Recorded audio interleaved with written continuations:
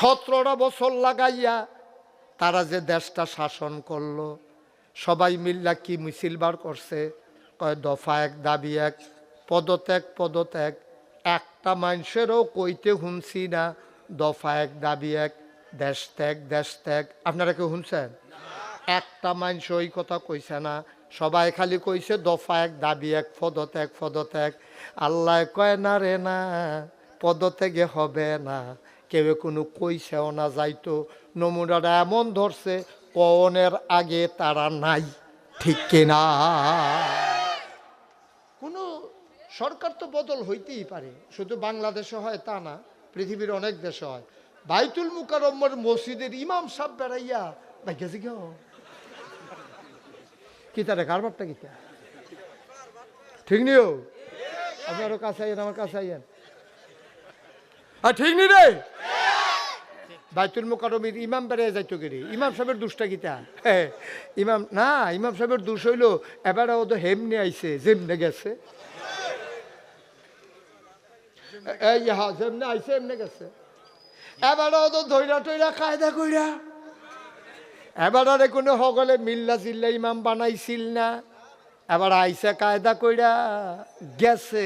এবার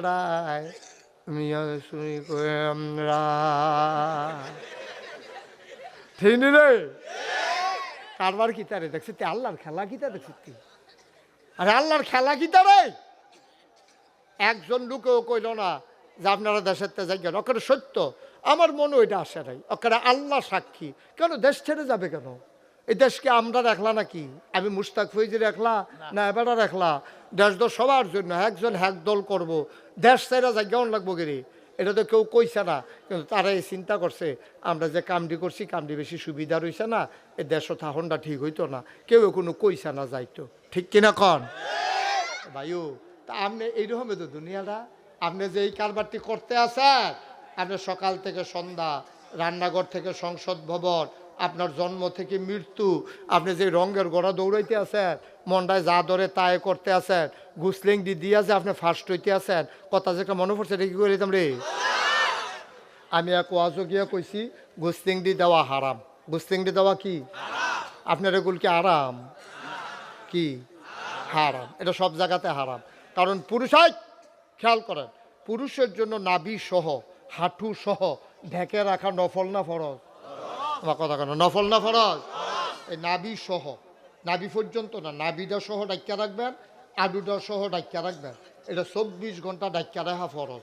এখন আপনি যদি এটার উদম করে আলান, ফরজ আছে না গেছে? আমি এক মাহফিলে যখন কইছি তোমরা গুস্তেংডি টুস্তেংডি দিবা না, এক ফলা খেরুয়াকে হুজুর আমরা গ্রামে একবার গুস্তেংডি দিয়া ফার্স্ট হয়েছে। আমি কই তোরা এগুলো কি গুস্তেংডি প্রতিযোগিতা হয়? কই প্রতিযোগিতা লাগতো না, এবার গুস্তেংডির নমুনা অন্যরকম।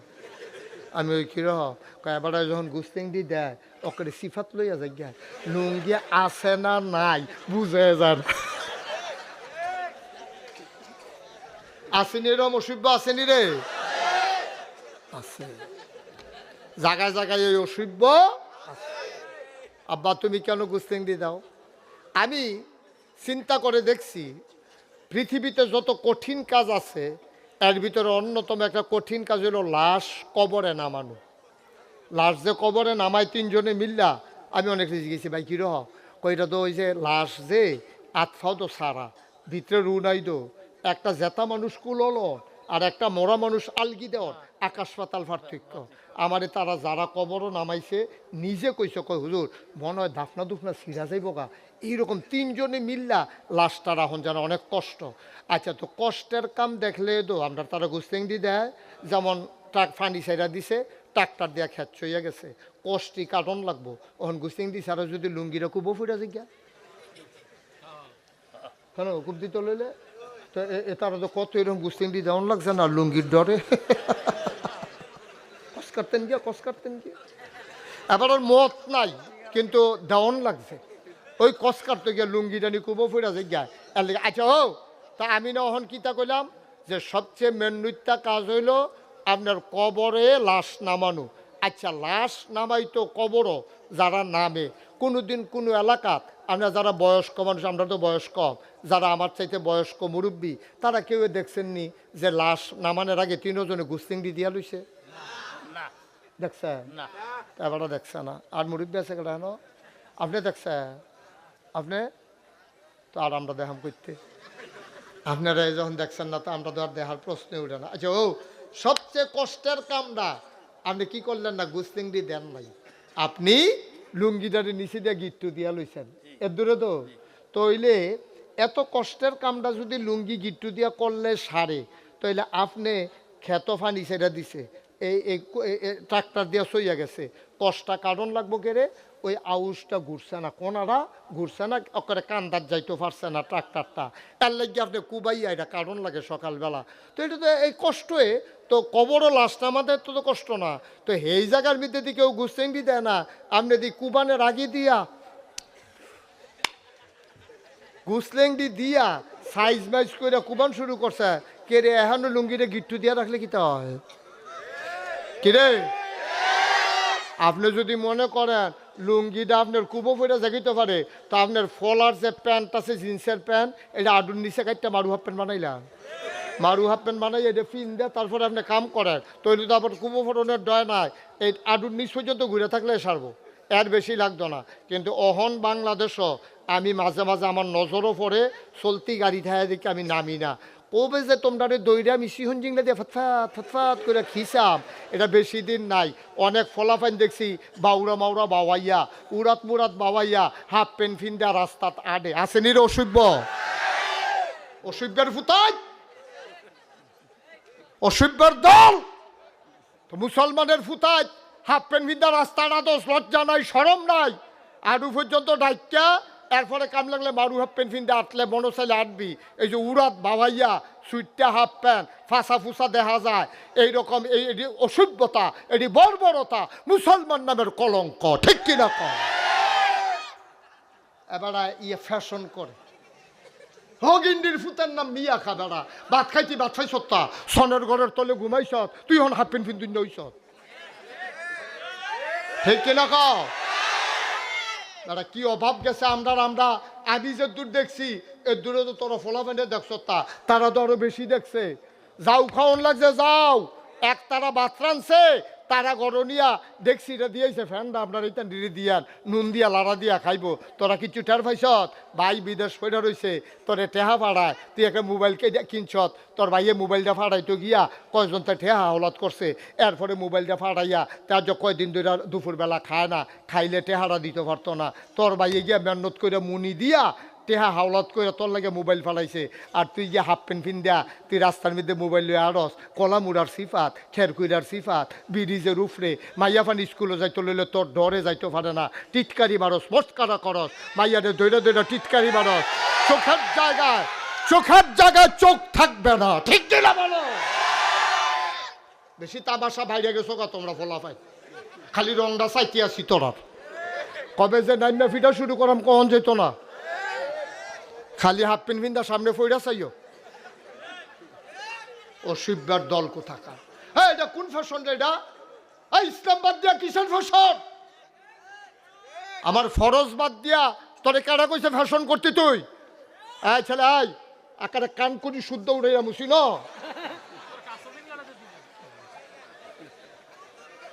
তুমি এরকম করতেছো কেন? বৈশা বৈশা সবাই আমিন কর, আবার সাইয়ার দিকে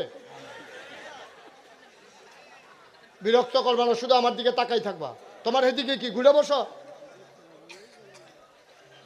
আমিন কর ভাই, কুদ্দুর চিন্তা করেন, আমরা মুসলমান, আমরা এক আল্লাহরে বিশ্বাস করি, আমরা নবীরে নবী মানছি, কোরআনরে কিতাব মানছি, কাবারে কাবলা মানছি, আমরা মুসলমান। আমরা কপালটা এত খারাপ কেড়ে, আমরা ফিলিস্তিনও মার খাওয়ান লাগে কাফেরের, এত কপাল খারাপ কিরে আমরা খাইচ্ছতে আমরা কপাল খারাপ, ঠিক কিনা কও? ঠিক কিনা কও? খাইচ্ছতে আপনার কপাল খারাপ, আমরার কপাল এত খারাপ আছিল না, আমরা খাইচ্ছত আমরা খারাপ হয়ে গেছে। আজকে ফিলিস্তিনে দেখেন আমরা কি মাইটটা খাইতে আস ইহুদিদের হাতে, আচ্ছা ফিলিস্তিন সাইডুগুলতে মুসলমানের দেশ, একটা ইহুদি কইতে উড়াইয়া আমরা লাশের পরে লাশ ফালাইতে আছে। কতগুলা মানুষ মারলো এই কয়টা দিনে, কতগুলা মানুষ, কত মা ধর্ষিতা হলো, কত বাচ্চা জীবন্ত মরে গেল, পুড়ে গেল, আমরা কোনো চিন্তা নাই। দেখো এগুলো হইলো ফিলিস্তিনে এই কারবার, সিরিয়া হইলো এই কারবার, সুদানে এই যে গত পরশু দিন আমার দেশের যারা সৈন্য তারা গেছে হেন ডিউটি করতো, হেন ড্রোন হামলা কইরা আমার দেশের 6টা জুয়ান ফলা আমরা দেশের নাই মারা গেছে। যার গেছে তে না জানে কি গেছে, যার গেছে তে না জানে কি গেছে। তুমি কি বুঝবা? তুমি তো বুঝবা না এটা আব্বা। এদিক দিয়ে কাশ্মীরে হিন্দুরা তো আমরা ফলাফাইনে মাইর খায়, আমার মায়েরা ধর্ষিতা হয়, আমার বোনেরা ধর্ষিতা হয়। আরাকানের মুসলমান তো মাইর খাইতে খাইতে শেষ পর্যন্ত টেকনাফ দিয়া উখিয়া দিয়া কক্সবাজার হেনাইয়া থাহনে শুরু করছে। কত নির্যাতন আমরা, এগুল দিয়া কাফেরেরা আমরারে মারবো, ইহুদিরা মারবো, হিন্দুরা মারবো, খ্রিস্টানেরা মারবো, আর আমরা মুসলমান মুসলমানের ফুতায় মাইয়া ফান এটা তোর বন্যা, এই মাইয়ারও তো মুসলমান, তুইও তো মুসলমান, এটা তোর বন্যা। ইহুদিরা মারে কল যায় সহ্য হয় না, খ্রিস্টানরা মারে, তুই মুসলমানের ফুত হইয়া তুই মুসলমানের মাইয়ারে বাজারও যাইতে লইছে পরে, স্কুলও যাইতে লইছে পরে, তুই যে বইয়া বইয়া টিটকারি মারলি, তো তাইরা রাফন কাড়া, এই মাইয়ারা রাফন কাড়া। ইহুদিরাও মারে, খ্রিস্টানেরাও মারে, হিন্দুরাও মারে, তুই মুসলমানের ফুত হইয়া বাজারও বইয়া বইয়া বা ব্রিজও বইয়া বইয়া টিটকারি মারস, তো তাই যাওন কো? তুই যে তোর আরেক বেটার জিয়ের এমনি টিটকারি মারস, আরেক তার বইনের যে টিটকারি মারস, সাদা কাগজ লেখা রাখ, তোর বইনের টিটকারি মারনের লেগা সামনের স্ট্যান্ডের মতো ওই মৃত্যু নামক গাড়িটা আইয়া না দেখা আপনি উঠেন না। মৃত্যুর গাড়ি আইতে দেরি, আপনি যাইতে দেরি নাই, ঠিক কিনা? কোনো গ্যারান্টি নেই। আমি মুশতাক ফৈজি সহ এখানে আমরা যারা হাজারো জনতা আছি যে আমরা সবাই মিলে বাড়িতে যেতে পারবো, এরকম কোনো গ্যারান্টি আছে? কেউ আছে এই গ্যারান্টি? যে কোনো সময় আমরা মরে যেতে পারি। আল্লাহ যদি একটা হালকা ভূমি, কয়দিন আগে না, কয়দিন আগের কথা না, এই কারবার তো আর বাংলাদেশ হয়েছিল না, কুদ্দুর একটা লাড়া দিছে, হ্যাঁ সামান্য একটু আর কি, লাড়াটার লগে 10 জন নাই, কয়টা বিল্ডিং কাটতে গেছে গা, বাহিরি ফাইটা গেছে গা, ছাদে লইয়া ফুটে গেছে গা, ব্রিজ বাড়িয়ে ডাইবা গেছে গা। আচ্ছা এটা যদি আর 10 সেকেন্ড লাস্টিং করতো, তামা তামা হইয়া গেল কই, লাশ বার করুন না ফাইলেন নইল বিচাইরা, ফুরান ডাকায় এত লাশ পড়ল, ঠিক কিনা কয়? যে ঘন ঘন বাড়ি, এই দুইজন এক রাস্তা দিয়ে 8 জন এরকম বাড়ির সিফা, একজন এমনি কাটতেই থাউন লাগে, আরেকবার সামনে দিয়ে যাওয়ান লাগে, হেই সিফার ভিতরে যদি আর 10টা সেকেন্ড লাস্টিং করতো, আমরা কোনো কেউ থাকলাম না। ফুরান ঢাকা লাশে লাশ, গ্রাম দেশ হয়তো কিছু কম হইল, কিন্তু শহরে মানুষের স্তূপ পড়ে গেল, লাশ পড়ে গেল, ঠিক কিনা কম? মুসলমান গভীর মনোযোগ, দুনিয়ায় বেড়াগিরি কোনো বেড়াগিরি না। চোখের সামনে তো দেখলাম 17টা বছর লাগাইয়া তারা যে দেশটা শাসন করলো, সবাই মিল্লা কি মিছিল বার করছে, কয় দফা এক দাবি এক, পদত্যাগ পদত্যাগ। একটা মানুষেরও কইতে শুনছি না দফা এক দাবি এক, দেশ ত্যাগ দেশ ত্যাগ। আপনারা কেউ শুনছেন? একটা মানুষ ওই কথা কইছে না, সবাই খালি কইছে দফা এক দাবি এক, পদত্যাগ পদত্যাগ। আল্লাহ কয় না রে না, পদত্যাগে হবে না। কেউ কোনো কইছেও না যাইতো, নমুনাটা এমন ধরছে কনের আগে তারা নাই, ঠিক কিনা? কোনো সরকার তো বদল হইতেই পারে, শুধু বাংলাদেশে হয় তা না, পৃথিবীর অনেক দেশে হয়। বাইতুল মুকাররমের মসজিদের ইমাম সাহেব বেড়াইয়া গেছে কেউ কিতারে কারবারটা কিতা, ঠিক নিও? আপনারও কাছে আইয়েন, আমার কাছে আইয়েন। ঠিক নি রে? বাইতুল মুকাররমের ইমাম বেড়ে যাইতো গেরি, ইমাম সাহেবের দুষ্টা গীতা, ইমাম না, ইমাম সাহেবের দুষ হইল এবারে ও তো হেমনে আইছে যেমনে গেছে, যেমনে আইছে এমনে গেছে। এবারে ও তো ধৈরা টইরা কায়দা কইরা, এবারে কোনো সকলে মিল্লা জিল্লা ইমাম বানাইছিল না, এবার আইসে কায়দা কইরা গেছে। এবারায় মিয়া শুনি কই আমরা, ঠিক নি রে? কারবার কিতারে দেখছি, আল্লাহর খেলা কিতা দেখছি। আরে আল্লাহর খেলা কিতা রে? একজন লোকেও কইল না যে আপনারা দেশের তে যাই কেন, ওখানে সত্য আমার মনে ওইটা আসে নাই, ওখানে আল্লাহ সাক্ষী। কেন দেশ ছেড়ে যাবে কেন? এই দেশকে আমরা রাখলা নাকি? আমি মুশতাক ফৈজি রাখলা না এবারে রাখলা? দেশ তো সবার জন্য, একজন হ্যাক দল করবো, দেশ ছেড়ে যাই কেমন লাগবো গেরে? এটা তো কেউ কইছে না, কিন্তু তারা এই চিন্তা করছে আমরা যে কামটি করছি কামটি বেশি সুবিধা রইছে না, এই দেশও থাহনটা ঠিক হইতো না, কেউ কোনো কইছে না যাইতো, ঠিক কিনা কন ভাইও? তা আপনি এইরকমই তো দুনিয়াটা, আপনি যে এই কারবারটি করতে আছেন, আপনি সকাল থেকে সন্ধ্যা, রান্নাঘর থেকে সংসদ ভবন, আপনার জন্ম থেকে মৃত্যু, আপনি যে রঙের গোড়া দৌড়াইতে আছেন, মন্ডায় যা ধরে তাই করতে আছেন, গুসলিং দিয়া যে আপনি ফার্স্ট হইতে আছেন, কথা যে একটা মনে পড়ছে এটা কি করে দিতাম রে? আমি এক ওয়াজও গিয়া কইছি গুসলিং দেওয়া হারাম। গুসলিং দেওয়া কি? আপনার এগুলো কি আরাম? কি হারাম? এটা সব জায়গাতে হারাম। কারণ পুরুষাই দোতলায় তিনতলায় মসজিদ, হাসপাতাল রইব ফ্রি হাসপাতাল। সারা বাংলাদেশে কোথাও এই সিস্টেম নাই, কোনো টাকা লাগবে না। কোনো মতে যদি রসুলপুরতে আইটা গিয়া পড়তেন পারে, চিকিৎসার ব্যাপারে কোনো টেহাটুয়া নাই। আমিন কইতেন না? আমি চেষ্টা করতে আছি করণের লেগিয়া 30 কোটি টাকা বাজেট। কয় কোটি? আমি নিজে গরিব মানুষ, আমি কোনো এত ধনী মানুষ না, আমি এক বছরে জমাইয়া আমি দিছি 25 লাখ। কয়লা? আর অহন পর্যন্ত এই একতলার ছাদ হইছে গত বছর জুন মাসের 1 তারিখ, দ্বিতীয় তলার ছাদ হইছে এই বছর সেপ্টেম্বর মাসের 19 তারিখ, 3 তলার কাম চলতে আছে, কিছুদিনের ভিতরে ছাদ দিয়ালা। এই পর্যন্ত খরচ হয়েছে 6 কোটি 18 লাখ। সুবহানাল্লাহ কইতেন না? আপনারা মসজিদে কত হইব খরচ এই পর্যন্ত? 14-15 লাখ। আর আমার এখানে খরচ হয়েছে 6 কোটি 18 লাখ টাকা। 30 কোটি টাকা এখানে বাজেট করা হয়েছে। আলহামদুলিল্লাহ কইতেন না? কেমনে আল্লাহ করায় আপনি তো শুনলে কান্দা দিবেন। আমি সেদিন মাদ্রাসাত নাই, পরের দিন গেছি, পরে ভাই ফলাফেনে কো হুজুর কালকে একটা আশ্চর্য ঘটনা ঘটছে। আমি কি ঘটনা?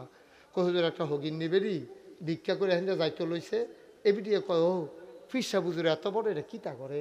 কয় যে এটা হাসপাতাল আর মসজিদ বানায়। কয় তোমরা করো খাড়ি আছে নি? কয় আছে তো খাড়ি আছে। কয় দৌড়তে একটা খাড়ি আনো স্যার। ফলাফেনে মাদ্রাসার থেকে খাড়ি আনছে, এবিটি সারাদিন ভিক্ষা করে যেই চাউলটি পাইছে এটি ডাইলা দিয়া কান্দা কয় সারা জীবন তো বাইতে নিলাম আর জটটি মসজিদও দিয়া গেলাম গা। দেখছেন নি মানুষ? দেখছেন নি মানুষ কেমনে আল্লাহ করায়? তো আপনারা এখনো যারা আছেন আমার মসজিদরা লেগে দোয়া করেন। 30 কোটি টাকা বাজেট। কেউ যদি মনে করেন যে হুজুর আপনার মসজিদে তো আমরা দিতে আছি, মসজিদ তো খেয়ে গেছে গা, আপনার মসজিদে 10টা টাকা দিতাম মন্ডায় কয়, ওকে মোস্ট ওয়েলকাম, আহালান সাহালান মারহাবা। আপনি যদি মনে করেন 10টা টাকা দিয়ে শরিক থাকবেন, 10 টাকা কে দেয়? কে দেয়? আপনি না দেবেন না বালা। আপনি যদি মনে করেন 100টা টাকা আপনি দিবেন, আপনি কোনো মহিলাজে গেতেন না। কিন্তু নাগাইশ মসজিদে আপনার 100টা টাকা আছে, এটা আপনি বলতে পারবেন। বলা বড় কথা না, এটা আপনার একটা অহংকার। মাশাল্লাহ আমার ভাইয়ে লগে লগে ঠাস করে 100 টাকা বার করে লাইছে। আল্লাহ কন্ট্রাক্টর সাহেব এখানো বইয়া রয়েছে, কি তা জানি গড়াইলায় কন যায় না রে। 1000 টাকা বার করেন না দিয়া টেহা লইয়া কি আর যাওন যাইব? টেহার জায়গায় টেহা থাকবে, আমরা থাকতাম না। মাশাল্লাহ আমার ভাইয়ে দিছে 100, মাশাল্লাহ আরেক ভাইয়ে দিছে 100, আরেক ভাইয়ে 100, মাশাল্লাহ। হ্যাঁ একজনে দিছে 50 টাকা। হ্যাঁ এই লওনা টেহাটা লওনা। আরেক সুইটটা ফলাই দিছে 100 টাকা, আরেকজনে দিছে 200 টাকা। মাশাল্লাহ এই যে আরেক ভাই 100 টাকা, আরেক ভাই 100। হ্যাঁ মাশাল্লাহ। হ্যাঁ 10 টাকা মাশাল্লাহ। হ্যাঁ এবার আর মাশাল্লাহ খারাপ কি না দিন না তো ভালো। মাশাল্লাহ 500 কে আপনি দিছে আবু সাইদ 500, এবারে দিছে 100, আবার এখনো 50, এবারে 100। মাশাল্লাহ আরেকজন 100, এই তো হয়ে গেছে। আরেকজন দিছে 50। এইতে থাকবো, কিচ্ছু থাকতো না, আমরা থাকতাম না তো, থাকতাম না। এটা থাকার জায়গা না, কেউ আমরা থাকবো না। মাশাল্লাহ মাশাল্লাহ। হ্যাঁ আমার বাবা কি নাম কামাল সাহেব, উনি 1000 টাকা দিছে। আবার আমরা এই মসজিদেও 1000 টাকা দিছে। মাশাল্লাহ দাও এটা টাকাটা দেন। মাশাল্লাহ আরেকজনে দিছে 170 টাকা। আল্লাহ আল্লাহ তুমি কবুল করো, সবাই কনা আমিন। আর আছেননি কেউ? একজনও বাদ যাইয়েন না। মা বোনেরা যারা আছে 2টা টাকা দিয়ে হলো শরীর থেকেন গম্মা, এটা একটা কপালের ব্যাপার। নসিবের ব্যাপার। আল্লাহ যেন বরকত দেয়, সবাই কোন আমিন। সামনে যখন মাহফিল করবেন এই ফাঁকটা বন্ধ করে দিয়ে সব ফেস লাগাইছেন ফাঁকটা রাখিয়া, এই ফাহে ফাহে দুইগুল দিয়ে শয়তানি বুদ্ধি দিতে আছে এতান রে, এতান যে আজকাল টিক্কা রয়েছে এটাই তো বেশি। আরেকজনে দিছে 50 টাকা।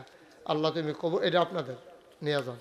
ওই এখন মাশাল্লাহ আরেক ভাই দিছে 1000 টাকা। আল্লাহ আল্লাহ তুমি কবুল করো। আমরা সবাই মিলে কিন্তু দোয়া করে আলাই। হ্যাঁ, কেউ যদি দিতেন চান দিবেন, আল্লাহ যেন কবুল করে। আল্লাহুম্মা আমিন। রব্বানা যালামনা আনফুসানা ওয়া ইন লাম তাগফির লানা ওয়া তারহামনা লানাকুনান্না মিনাল খাসিরিন।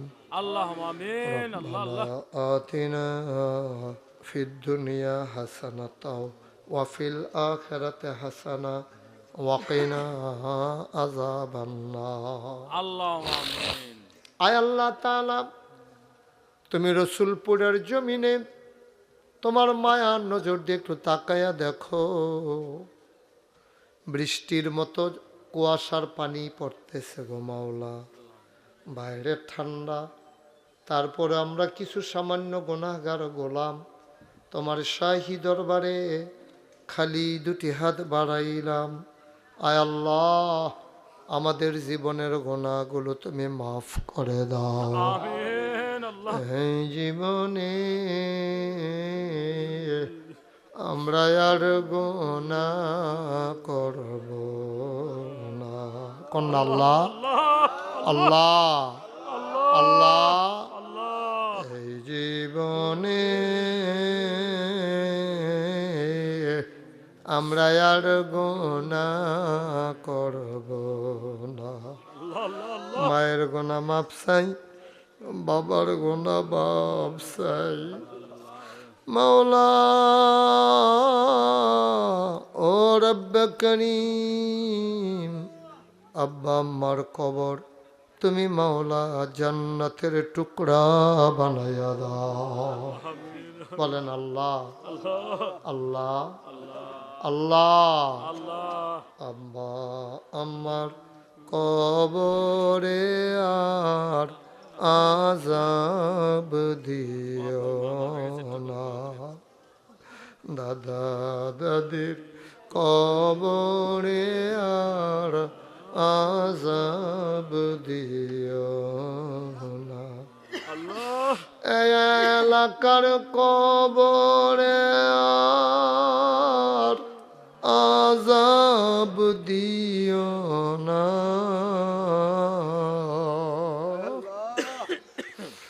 মাওলা রব্বে করিম, তোমার কুদরতি পায়ে ধরে ভিক্ষা চাই। আয় আল্লাহ, আমাদের বিবিদেরকে আবেদা সালেহা জাহেদা বানাইয়া দিও।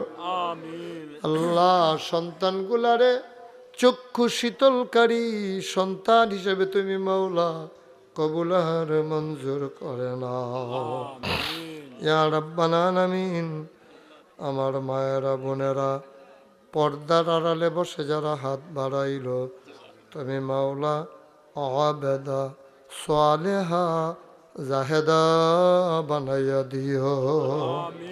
ইয়া রাব্বানা আমিন। মাওলা রব্বে করিম, সবাইকে তুমি মাওলা কবুল আর মঞ্জুর করে নাও।